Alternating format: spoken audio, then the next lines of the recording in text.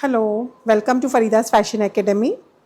आज अपने गेजिंग केम करवानू आ गेजिंग चुन्नट केम लेवानू ए आ कपड़ा पर मैं बतावीश। गेजिंग करवाना टाइम पर ध्यान में राखवानू के जे अपनू जे फैब्रिक छे ए एनु धारी आम जोईए तो अपने यहाँ गेजिंग करीशुं एनी। ओके, अगर तमे वर्टिकल लाइन्सना पर गेजिंग नथी करी रह्या तो एनो फॉल बराबर नहीं आवे। आ वर्टिकल लाइन में આવી રીતના ફોલ આવશે ગેઝિંગનો, અને અગર હોરિઝોન્ટલ હશે તો એમાં છે ને પછી ફોલ બરાબર નહીં આવતો, અને આમાં છે ને ફોલ બરાબરથી નીચે ફોલ પડે છે। તો ક્યારે બી ગેઝિંગ કરવાના ટાઈમ પર વર્ટિકલ લાઇન્સ જોઈએ। વર્ટિકલ લાઇન્સના અંદર ગેઝિંગ કરવાનું હોય તો how you have to do I will show you.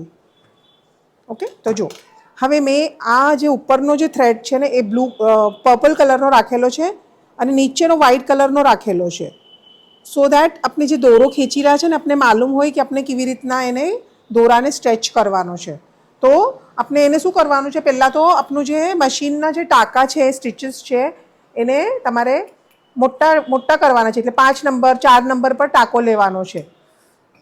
તો હવે મેં આને મોટા નંબર પર ટાંકો લઈ લીધેલો છે અને મેં અહીંયા હવે મશીન મારી રહી છું। હવે મશીન મારવાના વાસ્તે તમારે જે મશીન છે એક આવવું જોઈએ પાવ ઇંચ પર, હા એક તમારું પાવ ઇંચના ઉપર મશીન આવવું જોઈએ। આ જો આ પાવ ઇંચનું મશીન છે, ઓકે, એટલે 0.25 આ 0.25 પર મશીન હોય, હાફ કરતાં બી કમ, અને એક બીજું છે ને એનાથી વધારે હોય એટલે કેટલું 0.25 ઇંચ પર, એટલે એના હાફ ઇંચ પછી। તો એક 0.25 પર મશીન હોય અને એક હાફ ઇંચ પર મશીન હોય, હા એટલે ટોટલ આ મશીન 0.25 ઇંચ પર આવવું જોઈએ। 0.75 પર આ મશીન આવવું જોઈએ અને આ વાળું મશીન 0.25 પર આવવું જોઈએ। હવે આપણે આના ઉપર મશીન મારીશું ગેધર્સના વાસ્તે। તો આપણે ગેધર્સના વાસ્તે શું કરવું પડશે, પાછળ થોડું શું હાથ રાખીને મશીન મારવાનું રહેશે, કેમ કે આપણે મોટા ટાંકા લઈ રહ્યા છે આના। તો આપણે આના અંદર બી પાવ ઇંચનો નિશાની હોય છે, તમે વहाँ બી મારી શકો છો કે ભાઈ આ પાવ ઇંચની લાઈન છે આપણી આ। હવે આપનું એક મશીન મારી લીધો છે પાવ ઇંચના ઉપર, આ ઉપર પર્પલ છે દોરો, નીચે વ્હાઇટ કલરનો દોરો છે।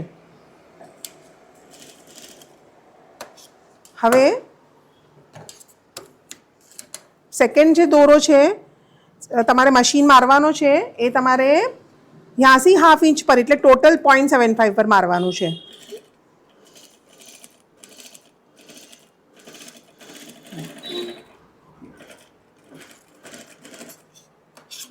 હવે આ જે મશીન મારો છે મેં એક પાવ ઇંચ પર મારો છે, એક એના પછી હાફ ઇંચ પર મારેલો છે। હવે આ મશીનના અંદર આપણે ગેધર્સ ખેંચવાની છે। ગેધર્સ ખેંચવાના વાસ્તે શું કરવું પડશે, તમારે આ ઉપરનો જે દોરો છે ને એને લેવું પડશે તમારે, આ ઉપરનો જે પર્પલ કલરનો દોરો છે ને એને લઈને તમારે ગેધર્સ કરવાની રહેશે। તો હવે આપણે એને આવી રીતના બંનેને સાથે પકડીને એને ખેંચવાનું છે। આમ આ બંને સાથે પકડીને આવી રીતના લઈને એને ખેંચવાનું છે, ઓકે, આવી રીતના। અને અગર તમે સમજો રીદાની પરદીમાં કરતા હોય તો પછી બંને બાજુથી થોડું થોડું ખેંચવાનું છે। તો જ્યારે આપણે ખેંચે છે ને તો બંને પર્પલ મતલબ બંને ઉપરના દોરાથી ખેંચવાનું હોય છે। તમે અગર એક બાજુ નીચેથી ખેંચશો તો પછી શું થઈ જશે, ગાંઠ લાગી જશે।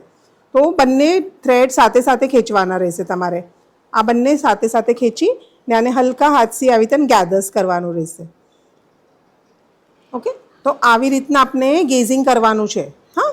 અને પછી આપણે એને નિશાની કરીને, જેમ આપણે 4 બાજુ નિશાની કરે છે 4 બાજુ નિશાની કરીને યોક અટેચ કરવાનું રહેશે। પણ એક ચીજ ધ્યાનમાં રાખવાનું કે તમારે હવે મશીન મારવાનો છે તો ગેઝિંગનું પાવ ઇંચ પછી આના વચમાં મશીન મારવાનું છે તમારે, ઓકે, સો દેટ આ ગેઝિંગ બી બરાબર બેસી જશે, હાફ ઇંચ પર મશીન બી આવી જશે અને તમારું બરાબરથી ફિનિશિંગ બી આવશે। એના પછી તમે આ થ્રેડને નીકાળી શકો છો। તો આ મેં તમારે શું શીખાયું કે તમારે ગેઝિંગ કરવું હોય તો એને કેવી રીતના તમારે અટેચ કરવાનું હોય તો કેમ કરવાનું, પાવ ઇંચ પર હાફ ઇંચના ઉપર અને વચમાં મશીન મારવાનું છે। તો વચમાં અગર તમે મશીન મારશો તો એનો ઇફેક્ટ બરાબરથી આવશે। એક્ઝામ્પલ, હવે મેં આના ઉપર મશીન મારી રહી છું, અહીંયા મેં મશીન મારી રહી છું। તો આને મેં મશીન મારવાના વાસ્તે સ્ટ્રેટ મશીન મારવાના વાસ્તે શું કરવું પડશે, મને હાફ ઇંચના ઉપર આનું જે સેન્ટર છે આ સેન્ટર સાથે સેન્ટર લગાવીને મેં મશીન મારીશ.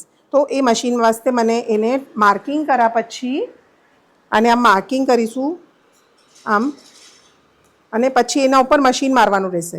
તો આ જે મશીન છે એ બરાબર આપણે આના વચમાં મશીન મારી રહ્યા છે.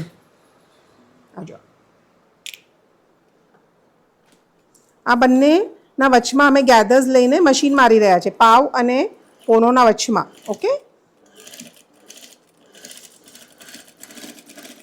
હવે મેં આ મશીન મારી દીધું તો એનો લુક જો કેવી રીતના આવે છે, આ એનો પૂરો લુક આવશે. એના પછી આપણે આ પર્પલ કલરનો દોરો નીકાળી શકે છે. ઓકે, તો આવી રીતના તમે કોઈ બી પેટર્ન હોય એમાં યુઝ કરી શકો છો. અને તમારે અગર અચ્છું લાગવું હોય તો વિડીયોને લાઇક, શેર અને સબસ્ક્રાઈબ કરજો. ઓકે, અને આ ચીઝ તમે કઈ બી બાજુ યુઝ કરી શકો છો. અને અમે ક્લાસીસ બી લઈએ છીએ ફેશન ડિઝાઇનિંગના, તો તમે એ પણ જોઈન કરી શકો છો for long courses, professional courses. Okay, bye, thank you.